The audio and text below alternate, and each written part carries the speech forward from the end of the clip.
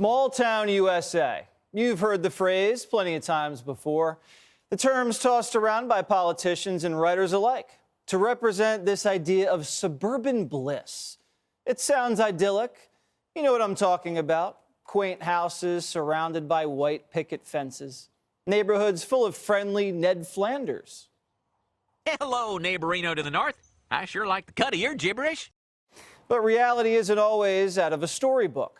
Instead of getting a Flanders, more often than not, we end up living next to a Homer Simpson. And we've all suffered through a bad neighbor before.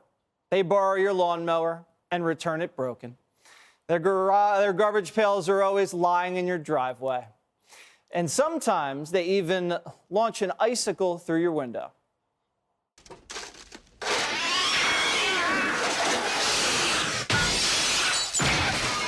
A funny thing is happening in America right now. Somehow we've ended up living next to not one, but two Clark Griswolds. Our neighbors, Canada and Mexico, are losing their minds, and we're stuck in the middle. Clowns to the left of me, jokers to the right, here I am, stuck in the middle with you. But instead of clowns and jokers, we've got communists to the left and cannibals to the right.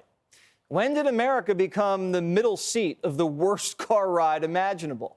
Up north, Justin Trudeau's looking to turn the maple leaf on Canada's flag into a communist hammer and sickle, which shouldn't be a surprise since he's a longtime admirer of China and having totalitarian control over your people. Listen. There's a level of admiration I actually have for China. Because their basic dictatorship is allowing them to actually turn their economy around on a dime. Well, now Justin is getting his chance to play dictator. His administration has not hid their contempt for the protests going on in Ottawa. Since late last month, truckers have turned the city into a parking lot for their big rigs as they demand the return of their freedom stolen away by Trudeau. But instead of talking or sympathizing with them, Canada's Prime Minister has decided to go after him. Trudeau is bullied into action by a fearful Joe Biden, who was worried this freedom display would make its way south of the border. So he convinced Justin to turn up the heat on his own people. The federal government has invoked the Emergencies Act to supplement provincial and territorial capacity to address the blockades and occupations. The police will be given more tools to restore order in places where public assemblies can constitute illegal and dangerous activities. These tools include strengthening their ability to impose fines or imprisonment. Sounds a little extreme for dealing with some truckers who simply turned off their engines. This act that he just used was created for events like natural disasters, civil unrest, and war.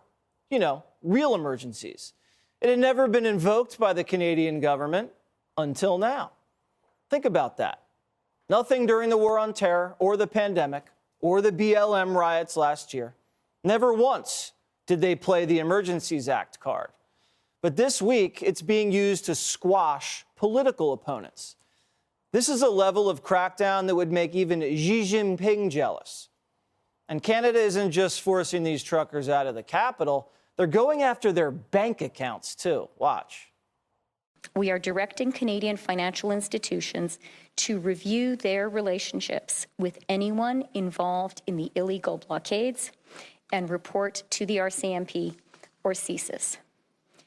As of today, a bank or other financial service provider will be able to immediately freeze or suspend an account without a court order.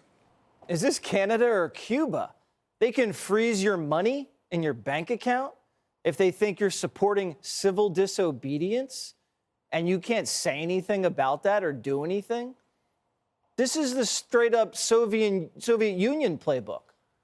I mean, no one's wallet's safe at this point, and it's already started. Reuters just reported that TD Bank froze 2 personal accounts containing over $1 million that was deposited to support the protesters. So they'll take your hard-earned cash disperse it how they see fit, and then say, you're no better than a terrorist. We are broadening the scope of Canada's anti-money laundering and terrorist financing rules so that they cover crowdfunding platforms and the payment service providers they use. So that's what we're stuck dealing with on one side. And it only gets worse when we turn our attention south to Mexico. When a couple of guys who were up to no good started making trouble in my neighborhood. The border there has turned into a dumpster fire burning out of control. And Biden's policies fanning the flames. Cartels cashing in on his incompetence as they make a fortune trafficking humans into our country and flooding our neighborhoods with drugs and death. Just look at Arizona, where Border Patrol apprehended one man smuggling $85,000 worth of fentanyl into our country. 85 grand worth of poison sitting in one guy's hand. That's a recipe for catastrophe. Fentanyl overdoses have become the #1 cause of death among adults 18 to 45, killing more people than COVID, car accidents, or even cancer. Nearly 80,000 young lives have been stolen by this drug just in the last 2 years.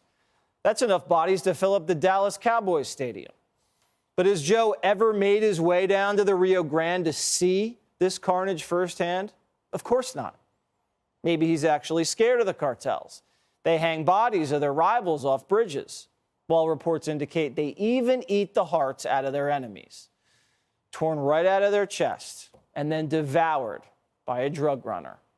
This is actual cannibalism, and our only defense is an incomplete border wall that Biden refuses to finish. Hell, I mean, we can't even safely get avocados out of Mexico without the cartel threatening safety inspectors. It's almost too hard to believe that this is the situation we find ourselves in. Oh, Miss Lemon, this is a pretty bad neighborhood. Ah! Ah! Ah! Oh, I just got tagged. We have to finish the wall in the south and build a fresh one in the north if this keeps up. Or we could just liberate the Canadians from their dictatorship. It's not like America hasn't done that before. There's room for a few more stars on the flag, and we can't have cannibals as neighbors. It's not a good look, and it's starting to hurt our property value. Hey, Sean Hannity here. Hey, click here to subscribe to Fox News YouTube page and catch our hottest interviews and most compelling analysis. You will not get it anywhere else.